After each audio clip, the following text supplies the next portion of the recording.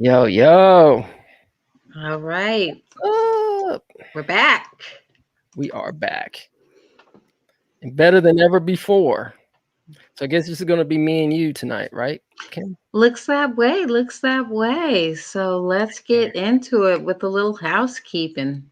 Let's do it. Show intros, show outros, voiceovers, script copy, 15 and 30-second promos. It's a 48 business turnaround time, family.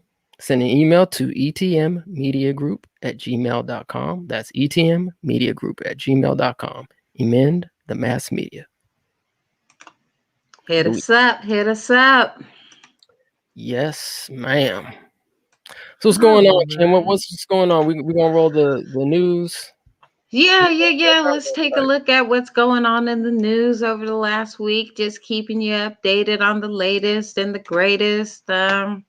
Let's take a look. Let's do it. Is free and floating again.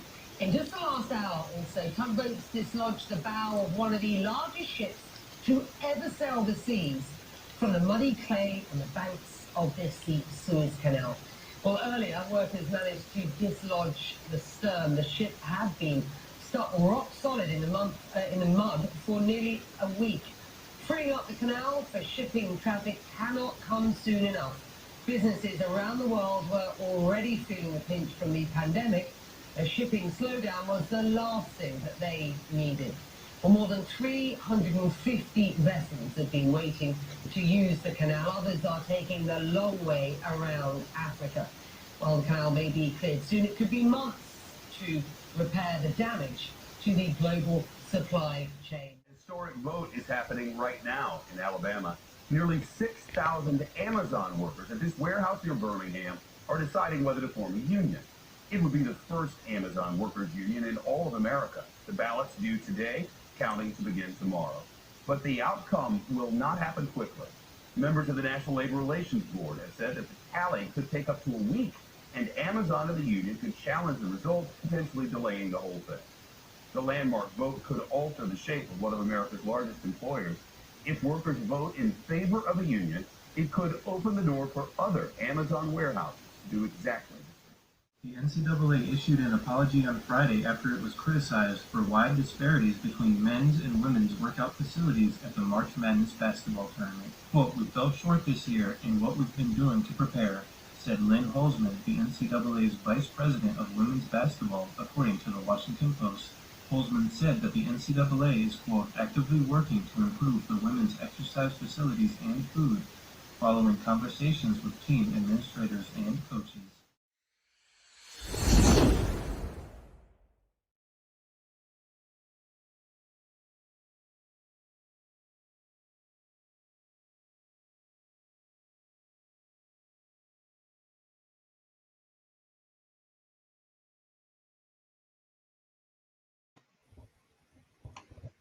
Well, there you go, family. All righty. Yeah, we're doing a little international news. We're gonna throw a little sprinkle in there, a little domestic news. So I guess the barge was stuck and keeping people from getting their stuff. Yeah, I guess it needed an enema. I guess I didn't even notice any shortage of goods. I guess they were trying to get those goods to Amazon so the people could work harder. They don't want them to unionize, but I think it would be a good thing. And we all tie it in. We all tie it in, you know. Okay, all right. And what else is going on in the news? Let's see. Many Capitol rioters unlikely to serve jail time.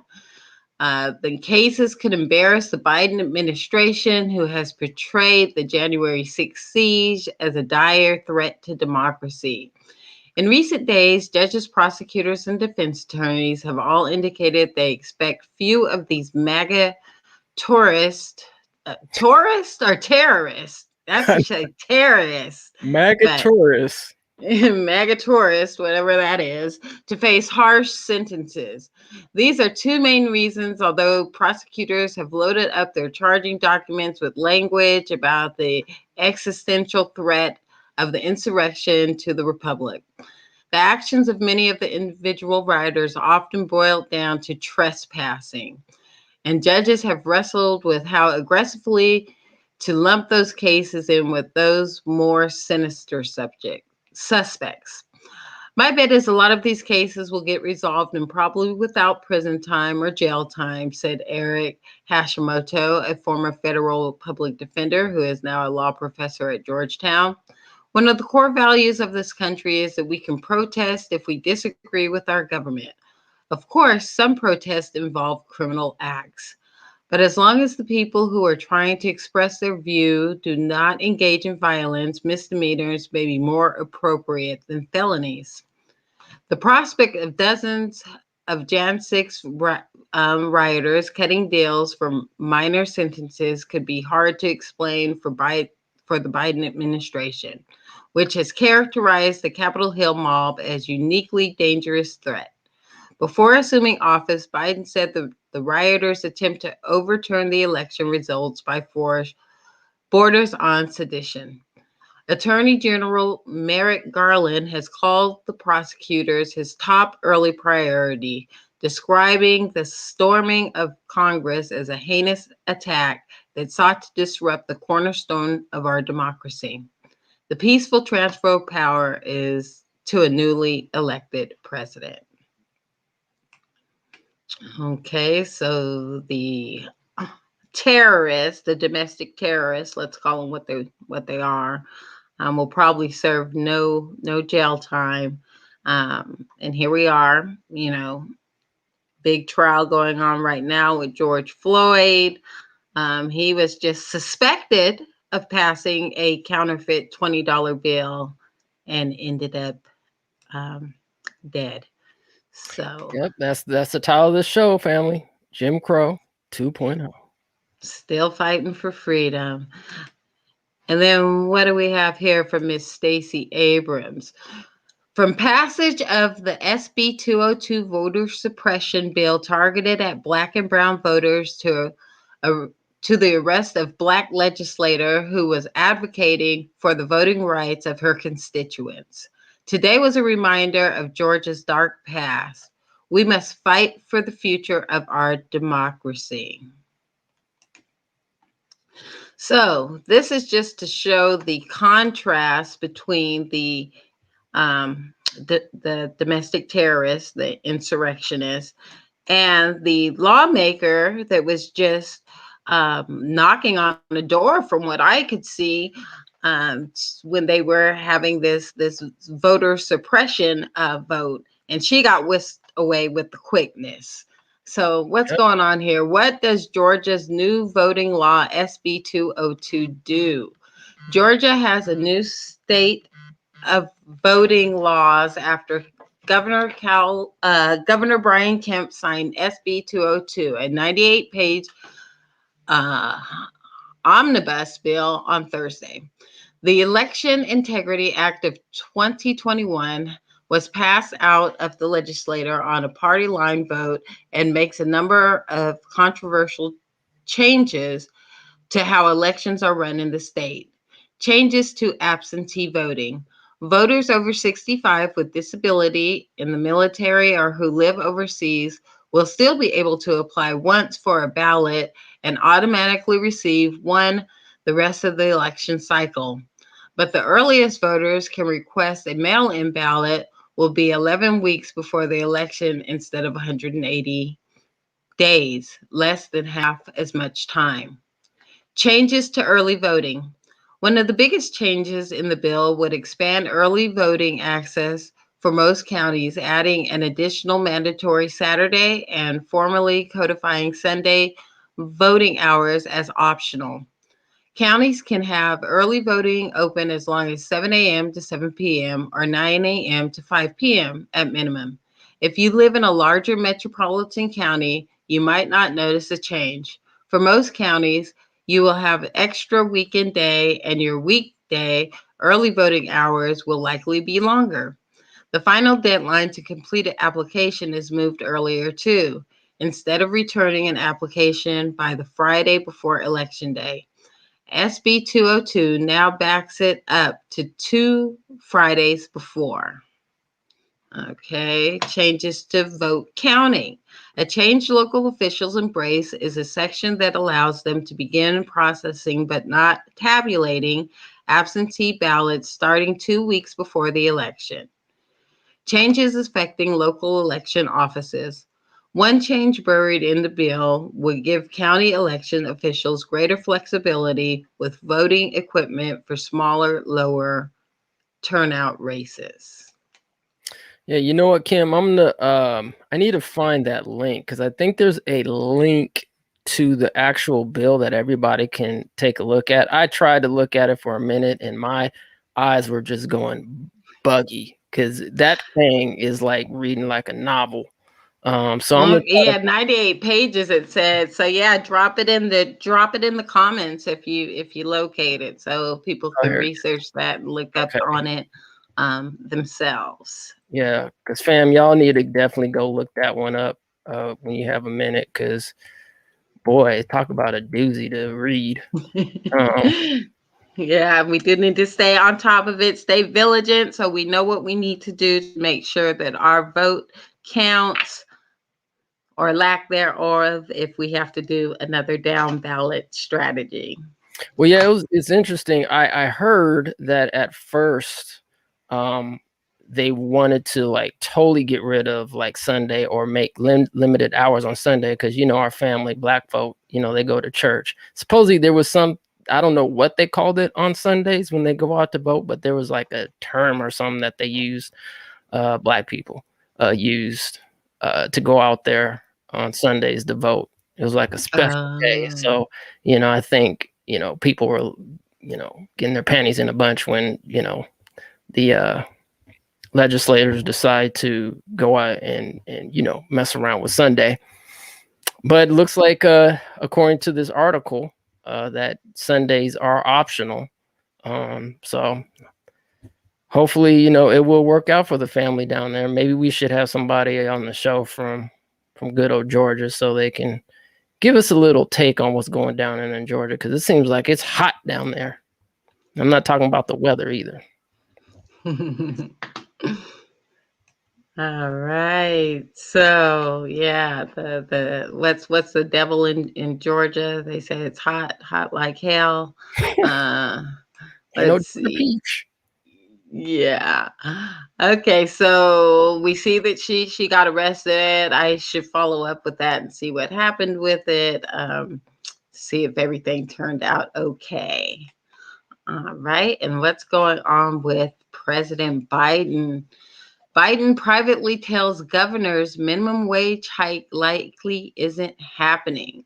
The remarks are the clearest sign yet that the president is content to fight this battle at a later date.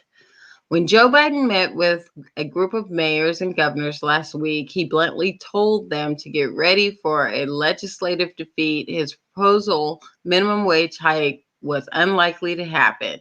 He said, at least in the near term. I really want this in there, but it just doesn't look like we can do it because of reconciliation, Biden told the group. According to the person in the room, I'm not going to give up, but right now we have to prepare for this not making it. The comments, which are confirmed by two other people familiar with the conversation, were the furthest Biden has gone in conceding the coming axing of the $15 an hour minimum wage provision from his first major legislative package. And they suggest that the president is more inclined to manage the fallout of it not being included than to pursue long shot political capital consuming efforts to fight for its insertion. Sitting in the Oval Office were Republican and Democratic elected officials last Friday to advocate for his $1.9 trillion COVID relief package. He didn't hide his skepticism. Doesn't look like we can do it, he said of the minimum wage hike. Yeah, And supposedly. I'm sorry. Go ahead. I was just going to say, I saw a random post on Twitter, obviously not verified, but it was something to the effect of if the minimum wage had risen, you know, as much as these pay increases for politicians in Congress, it would be $44 an hour right now. Wow. Making bank. And they can't even do 15. But let's see what Biden does have money for. All right. Biden to pitch infrastructure plan. Biden will reveal the expected plan with an estimated $3 trillion price tag at an event in Pittsburgh, Pennsylvania next week. It will be the first step by his administration to keep the promise he frequently made during his presidential campaign last year to help the country build back better. In the wake of the sharp economic downturn brought on by coronavirus pandemic. Concerned that the U.S. lags far behind China and other global economic rivals, Biden promised a proposal that would rebuild the infrastructure, both physical and technological infrastructure in this country, so that we can compete and create significant numbers of really good paying jobs. However, Sam Graves, who also warned the administration about stretching the definition of infrastructure to include other priorities. I don't think the bill can grow into a multi-trillion-dollar catch-all, he said. A transportation bill needs to be a transportation bill, not a new Green Deal. It needs to be about roads and bridges. Other elements of the bill could create or enhance dedicated funding sources for particular sectors, but Biden is expected to propose paying for much of the plan by raising taxes on businesses and individual earners earning more than $400,000 per year. And that will be a difficult sell to Republican lawmakers. Yep. Especially when a lot of those Republican lawmakers make over $400,000 a year. That's right. So we will see where that goes. All right. Yep. Is Biden delivering on any of his other campaign promises? Well, probably for the Asian community. Who else? The Latino community, for sure. The Native Black American community. I don't know. I haven't heard anything specific about, us and our plight for, whatever, even though Black people, put them in the office. Once again, Jim Crow 2.0. Okay, well, it looks like he'll put a sprinkle in there for us. Give us a black face in a high place. Former Stockton Mayor Tubbs joins. Oh no, this is Newsom. Yeah, That's not even Biden. Okay, I don't even know what I'm talking about. It's been a long day. But Newsom, and we know what Newsom is doing. He's fighting his recall effort. So he's doing whatever he can to galvanize the Black community. Okay, so former Stockton Mayor Tubbs joins Newsom as economic advisor. He is best known for his work on a Stockton pilot project that provided $500 a month to a small group of low-income residents. That was the universal payments. I remember that. Oakland, California. Governor Gavin Newsom has tapped former Stockton Mayor Michael Tubbs, nationally known for his work on universal basic income, to become an advisor on income inequality, child poverty, and California's economic recovery from COVID-19.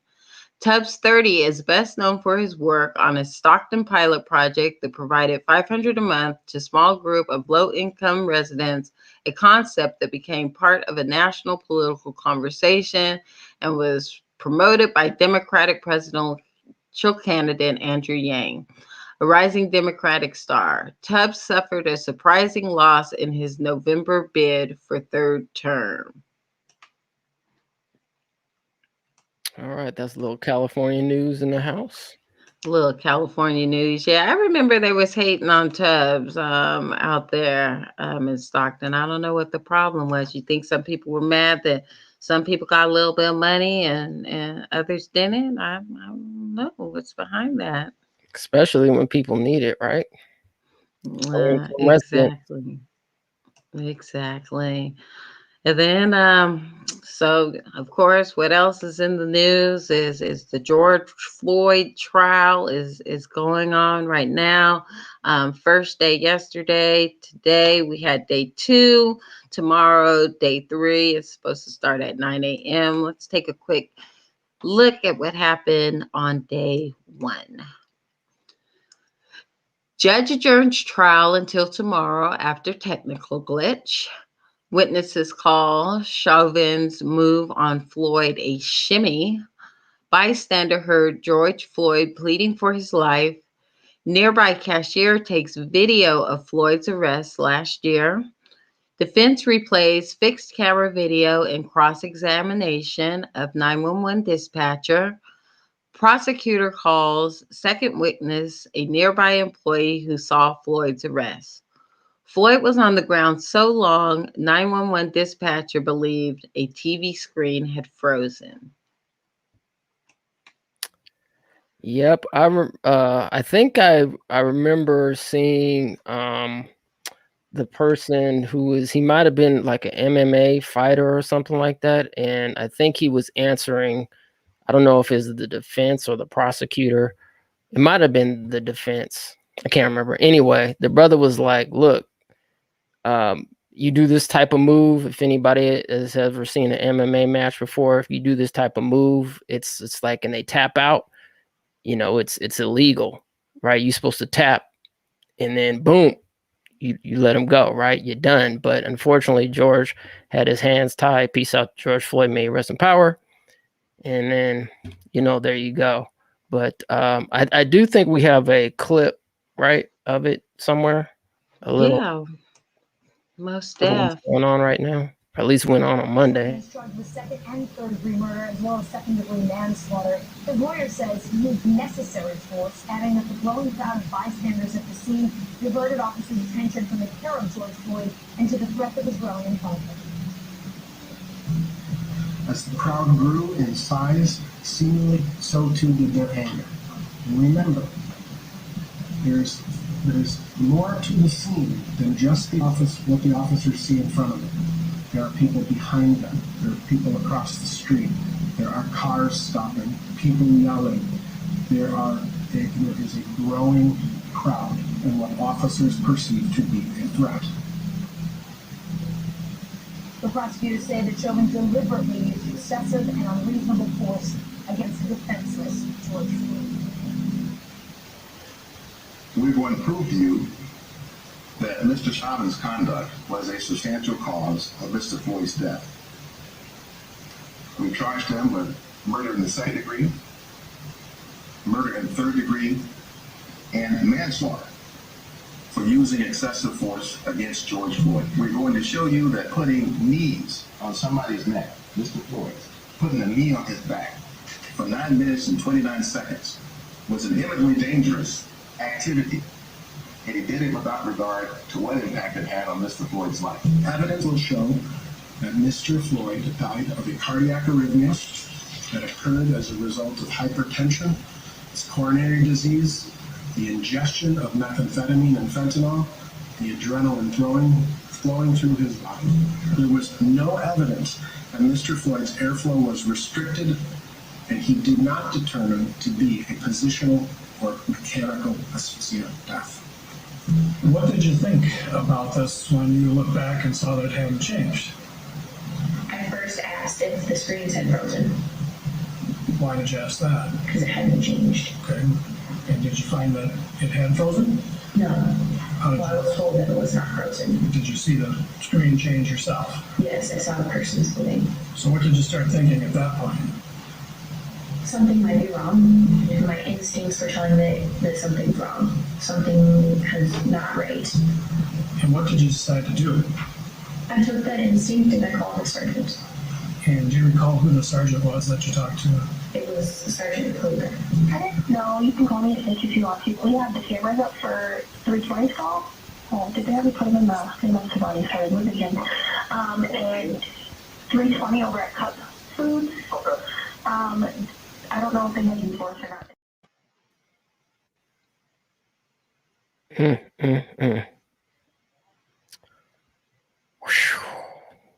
There you go, family. Guess that was the first day of the Derek Chauvin, George Floyd case. Yeah, day 2 was rough too. The witnesses that they had the I believe 3 underage minors testified. So they testified off video, just audio stream. The one that actually filmed the George Floyd footage, she was 17 at the time of the incident. But now she's 18, but was a minor at the time. And then they had a little 9-year-old baby in there, scarred for the rest of her life after seeing this horrific incident. I mean, she's 10 now at the time of her testimony, but really just powerful testimony coming from firsthand witnesses that were there on the scene. Just really traumatizing. I mean, what these witnesses, they say that their lives are changed, to watch somebody be murdered in cold blood like that. And it, sounded to me like this should be a open and shut case. We saw what we saw. There was video of it. But I mean, everybody's entitled to due process. I did find an article because we were wondering how much time he could potentially get. And I did see an article that said 25 to 40 years. Looks like he's looking at 2nd-degree murder, an intentional, a 3rd-degree charge, and manslaughter. All right. Well, hopefully he gets something more than a slap on the wrist. Yeah. Because, it's, I mean, historically speaking, when something like this has happened, people take to the streets and, start burning stuff up, which I personally don't recommend, but hey, people got to get their frustration out somewhere. If Black people were taken care of in the beginning, after, we quote unquote became free, then I think a lot of this stuff wouldn't be happening right now. So here we are, Jim Crow 2.0. Yeah, I mean, I want to say that I can't see them letting him off scot-free. I just can't see it. That's how damning the testimony is in the trial, and the video evidence again that we saw. I mean, I've called it before a snuff film, because that's basically what it was. So I can't see him getting off scot-free. But we will see, what kind of sentence they ultimately hand down. Yep.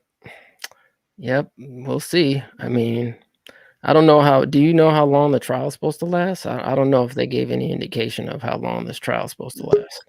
No, I'm not sure. It looks like Chris may be joining us. You might want to put up that third box. All right, let's see if we can add the brother to the stream. Let's see. Oh, you got him? All right. I got him. We got you, Chris. What's up, Chris? What's going on, what's bro? Up, fam?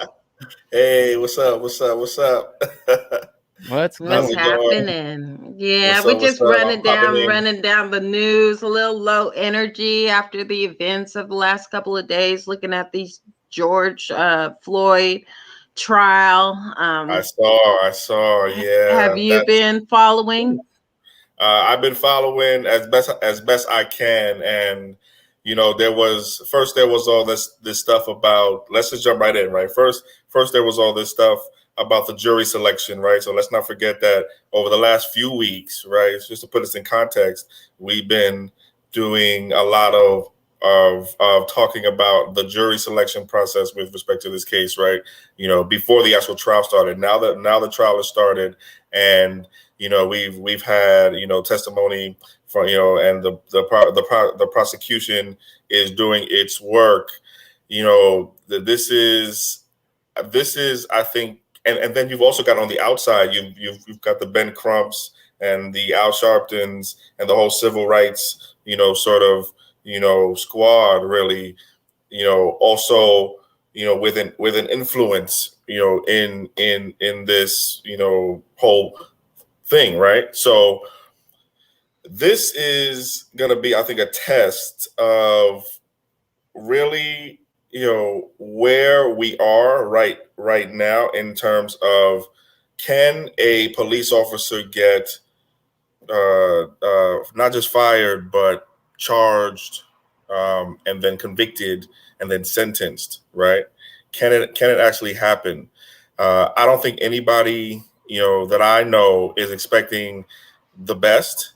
People have hope, but to be honest with you, we don't have a lot of really good evidence that police get the consequences that they are supposed to get in these cases. So what's going to be different about this time? We're going to see. But I have been following the case again as best I can, and part of the problem here is that we ultimately don't have the kind of legal structure, I think, and the kind of legal things and tools to actually do what we need to do right now, to make this better, to actually make it so that when there are these kinds of cases, people get the kind of consequences that they're supposed to get, and what we say, which is holding people accountable, which is quote unquote fired, charged, tried, right, sentenced, right? I mean, if they can't get a conviction with a video like we have and all of this testimony from eyewitnesses, then they need to throw this whole legal system in the garbage can, because Well, it's they should not have threw working. it away. It then, in the case of who we just had, we had. I mean, it's almost a video in every case now.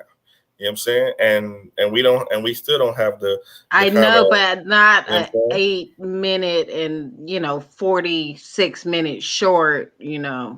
Well, now they're saying making- it's 9 minutes and 29 seconds. I've been seeing the change Right. on the time there. Yeah. Yeah, 9 minutes and 29 seconds officially, and there's some new video that was released, some unseen video from a different vantage point. And there was also that testimony by the 911 operator, right, who said that she got she was watching it, and she got spooked and went to one of her supervisors and said, "Hey, something's going on here." So that even she had the feeling that something, that they're on him for too long, right? So this is, but again, we don't have there's almost overwhelming evidence in almost every single one of these cases to at least move forward with indictments. I mean, a lot of times we don't even get to the point of trials, right? We're just fighting for indictments. We're just fighting for you to get charged, right? So this is something that we're going to see. We're going to see, but we're going to continue to follow this closely. And sorry, I just jumped in and popped right in. I meant to tell you I was going to be late, but here I am. Well, Always good welcome. Yeah, well, Yeah. definitely reforms need to happen, and it looks like some reform is coming out of your old stomping grounds in New York. There, Yeah. have you seen that, where they're ending qualified immunity in New York? Yeah. Do you have Yes. some background information on that? Not much more than you probably have, or that's widely reported. Only that New York is taking the step to get rid of qualified immunity, right? And this is for law enforcement, right? And this is something that is expected to help there be what we call accountability. Again, consequences, right?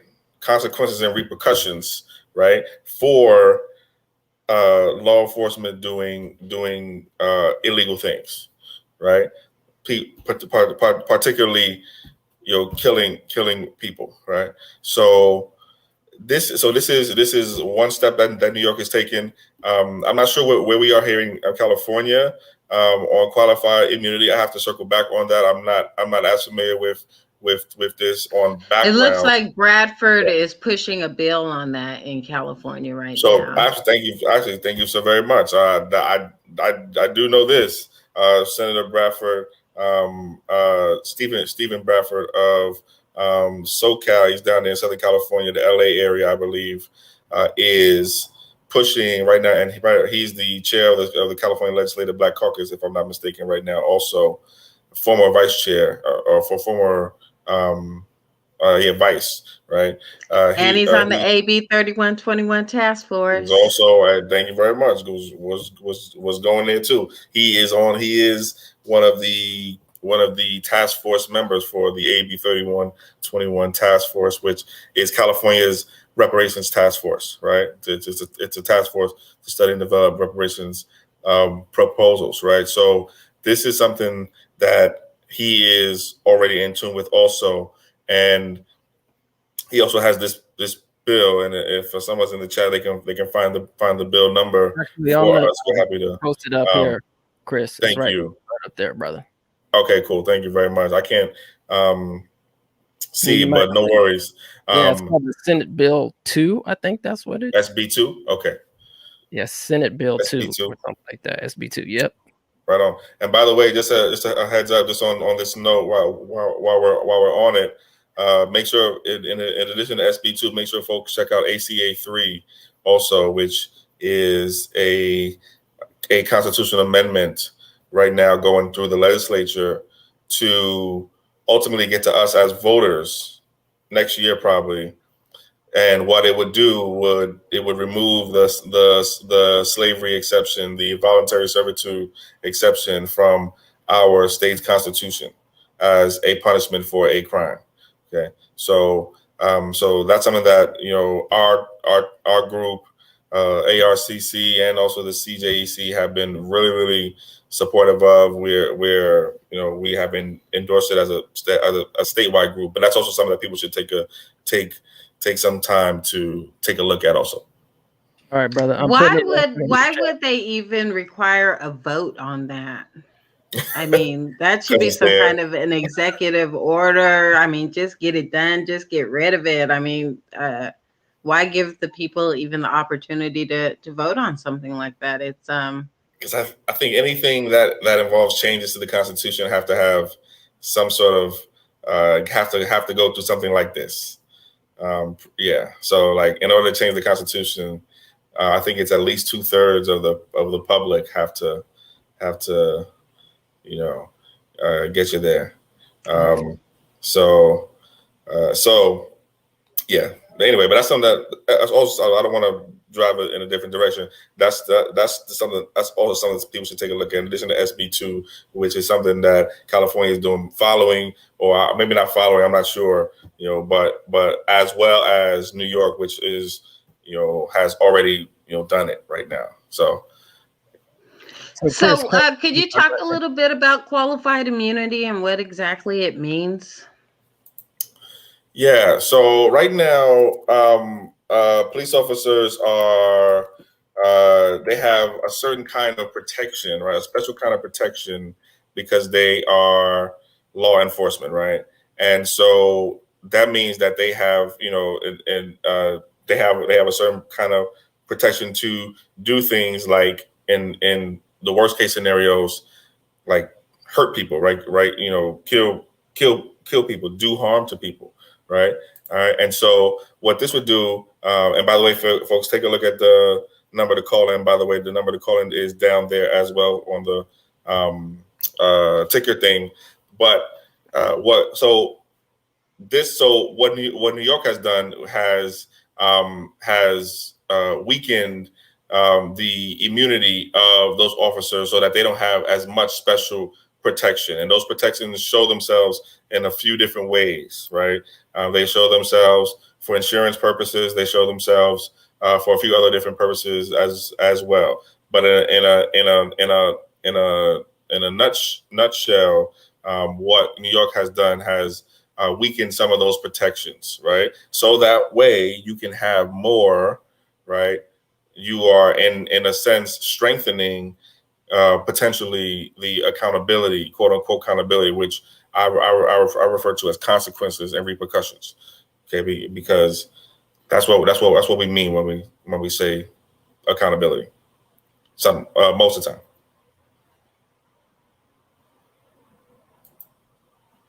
Do you think it takes them down to like civilian status, or they still have some level of protection? So it would depend on what's exactly in the New York bill, right? And so like that would I'm not exactly familiar with the language of the bill itself, but specifically how deep it goes would be specified in the bill, and that would have been the subject of negotiations for sure between different people in New York who had something to say and some influence over what happened here. And you can believe me, there was a lot of fighting around this particular move in terms of qualified immunity in New York. There was a lot of political fighting, right? So, just in terms of what we're doing here in California, we should be prepared. Okay. All right. Chris, you mentioned the CJEC. I'm gonna pull it up here so everybody could take out. Now the website family is currently in construction right now, but Yes. I'm gonna post it. And in the interim, while I'm doing that, brother, do you want to explain what the CJEC is? And yes, so I just dropped that like it was nothing, right? So pretty big. Coalition for Just and Equitable California, the CJEC, the Coalition for Just and Equitable California, Coalition for a Just and Equitable California, CJEC. It is the statewide coalition of groups. Formerly, you could almost say formally what we used to call ADOS California. Those organizers and community members have formed their own groups. They have formed and then into one coalition of groups called the Coalition for Just and Equitable California. Our specific group is called ARCC or ARC, which is the American Redress Coalition of California. We work here in Sacramento. We also have a team in the Bay Area as well. And then there are about 4 or 5, maybe 6 other groups that are a part of the CJEC together. And they're all their own individual groups doing amazing organizing work where they are. I mean, this is actually a really beautiful thing to see us blossom like this, even through the storms, this is amazing to see so many amazing groups and new organizers and new community members come in and really blossom. And there's we're all over the state, we're from north to south. We work on statewide issues. Right now we have a few statewide priorities. One of our statewide priorities is the California Reparations Task Force that we have been a big part of. We were a big part of the organizing that helped make that happen, AB 3121 specifically. And so we've continued that work. And then, we have some other statewide priorities to be continued, right? So stay tuned. One of the other statewide priorities that I just mentioned a minute ago was ACA 3, which is removing the slavery exception from the Constitution, right? From the California Constitution. So yeah. So that's CJEC, and we are, we're the statewide coalition that works on the statewide stuff. Each of our individual groups and organizations works on stuff local to them. And so if you are local somewhere and you want to get in touch and contact with one of those groups, reach out to CJEC or reach out to one of us, and we'll be happy to connect you, to someone. Or if you're someone who wants to get involved, feel free to reach out also. I think the email is, I'm gonna, can somebody help me with the email? I think it's, you talking about the CJEC? Yeah. Yeah, I think it's the CJEC official At Gmail. at gmail.com. Yeah. So cjecofficial@gmail.com. And I think there's like a contact capture when you go to the website too, right? Yeah. So family, if you go onto the website, I don't know what happened to Chris, but He just came in, came out. came out. But yeah, family, if you go onto the website, we are hopefully soon, once we get, all the chapters ready to go in terms of their advocacy work, start sending out some communication. So if you do have a minute, please go onto the website and subscribe to the newsletter, and we can keep you up to date on statewide issues. And also, if you have any questions or anything like that, go ahead and communicate through that method as well. So right now, I'm going to stop sharing my screen here. And yeah, it was interesting because like we were pretty much, oh, I think he's back. Guess who's back? Yeah.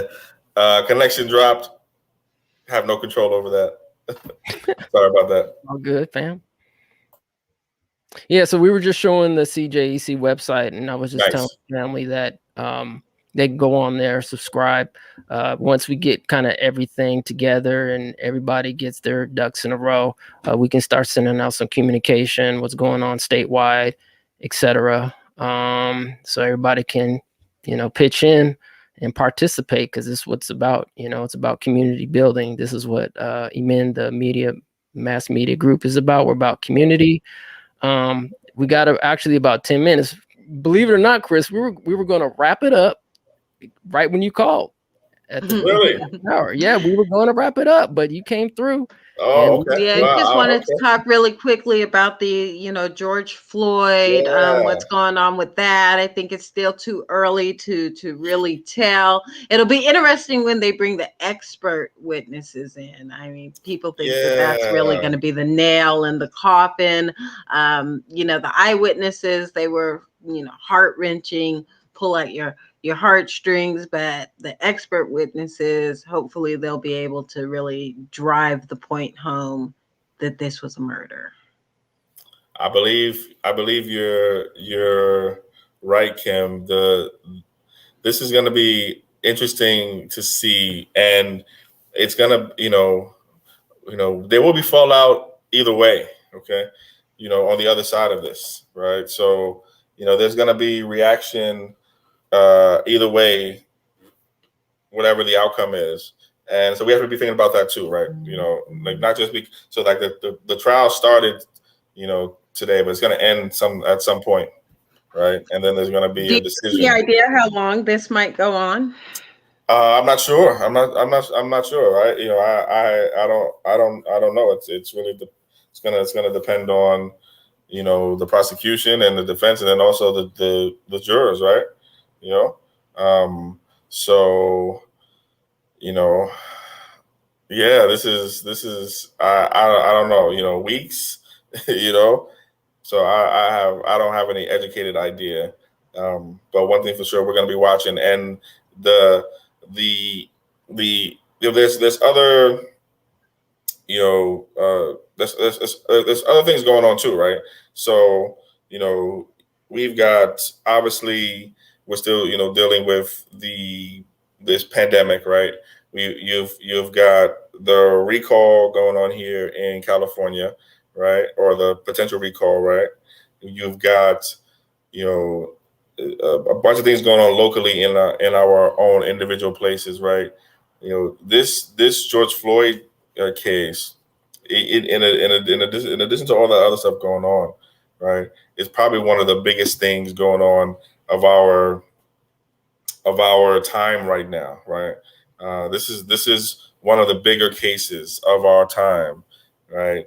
Similar. It's one of those cases that sort of define, a certain time, right, in like life, right? And I think this is one of those cases because, and the outcome is going to be a big part of how that plays out. So we're gonna follow it here in California. In terms of, I'll say one thing lastly, here in California, in terms of like let's say that happened here in California, right? So George Floyd is being charged with 3 different charges. I think second degree murder, third degree murder. I think there's one other thing. Manslaughter, right? The rules here in California changed back in 2019 or 2019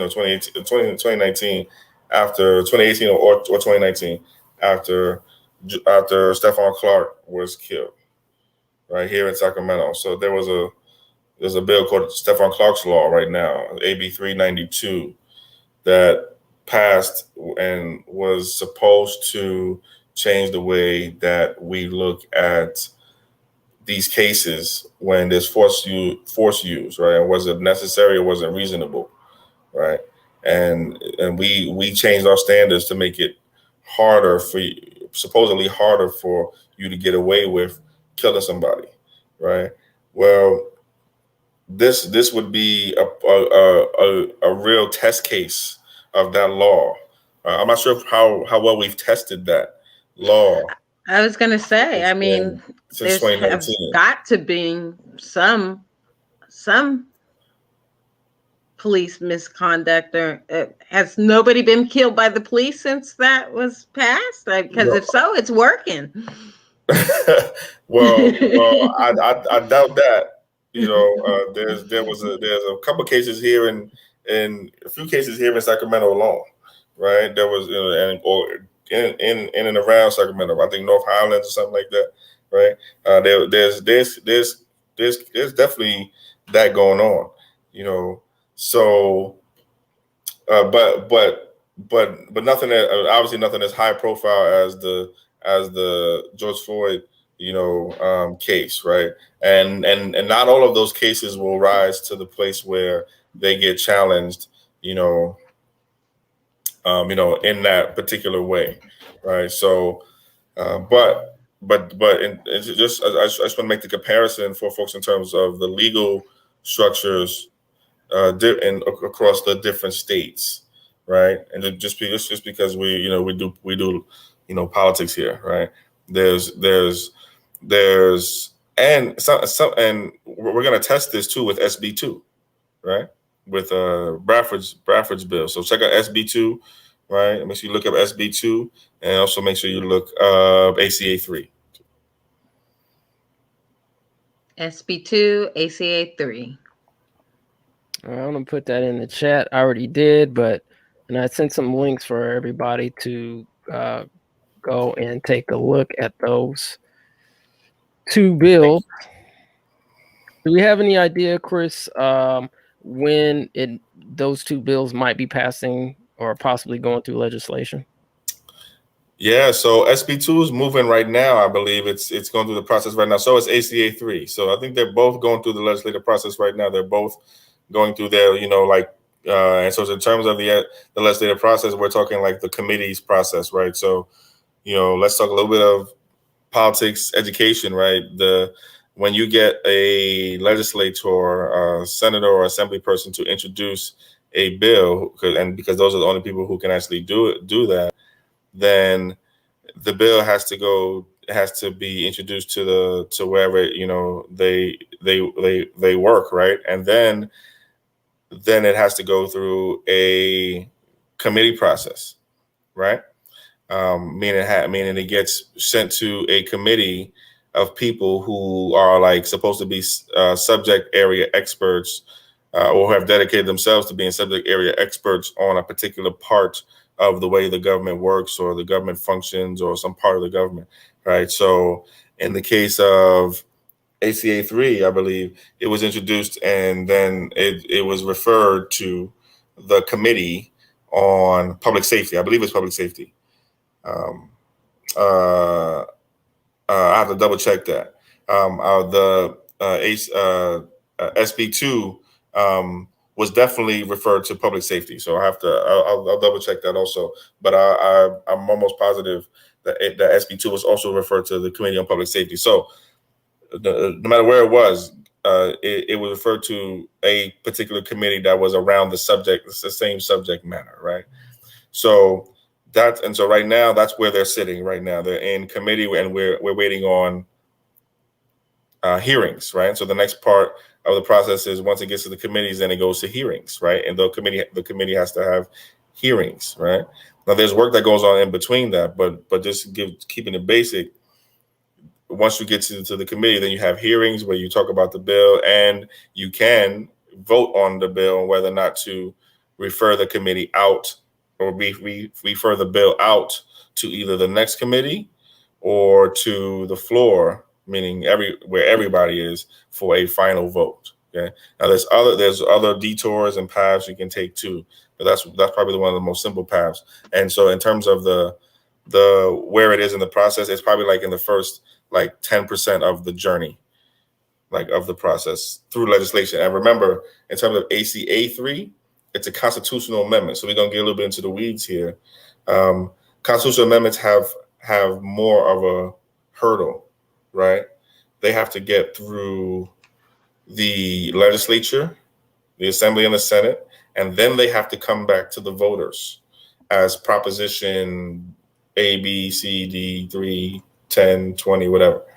Okay.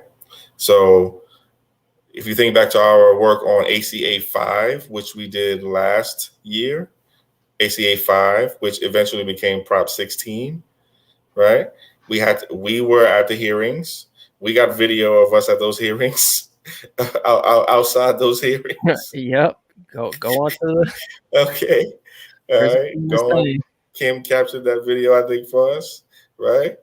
All right. If I'm not mistaken, where our other people of color family were out there. Okay, with a different position than us, right? But we had a respectful, even though a heated dialogue and debate, and no love lost, right?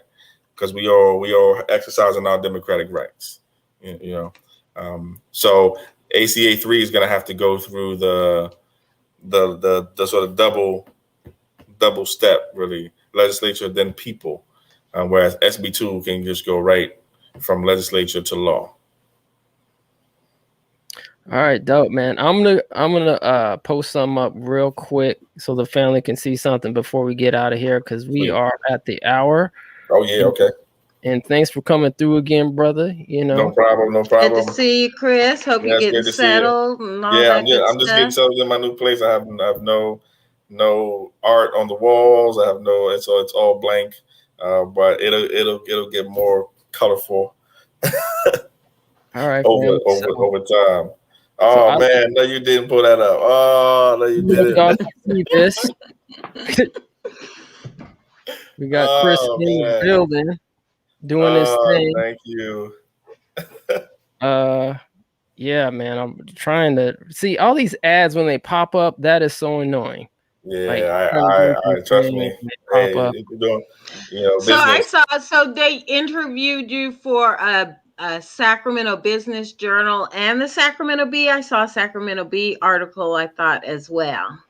Yeah, I did one for the Bee. I did one for the Sacramento Journal. I did a few more spots too. I did Sacramento News and Review, I believe. I did. Where was the other ones? A couple other ones too. And just I want to say a big shout out to all of those writers, those staff, those editors, and also the people for clicking on the link to read it, and just for and then for also the people giving me the space to even do any work here in Sacramento, right? Because I'm originally from the East Coast. I was tearing it up over there, and I'm over here tearing it up, right? So I thank you for giving me the space to make good things happen, right? You're a builder. You hooking us up. You hooking Sacramento up.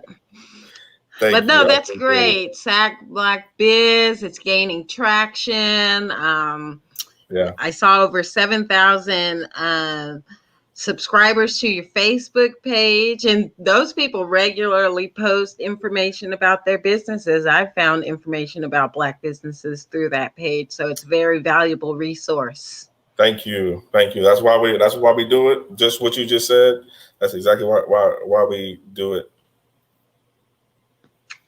Well, cool. Well, keep up the good work. Keep up the good work. We'll do. Yeah, Likewise. we're structuring over here at ETM. We're gonna have to get on the Sac Black Biz page soon. Oh, I can't wait. Yamoya. Yeah, I can't wait. we're gonna be official pretty soon, man. With the Can't wait. paperwork. We coming through. We coming through. All right. Well, any last words before we get out of here this evening? I know it's been a long day, a long week, even though we're only on day 2. Mm-hmm. But more to come. No. He said, "Nope, I'm out." No, I don't. All right. Well, before he comes back, because Chris is just being a great sport tonight, I guess we will go ahead and get out of here and plan to see you lovely people here back next week. We'll bring you more of current content, what's in the news, and what's important to, Blackness in America. There you go. Peace.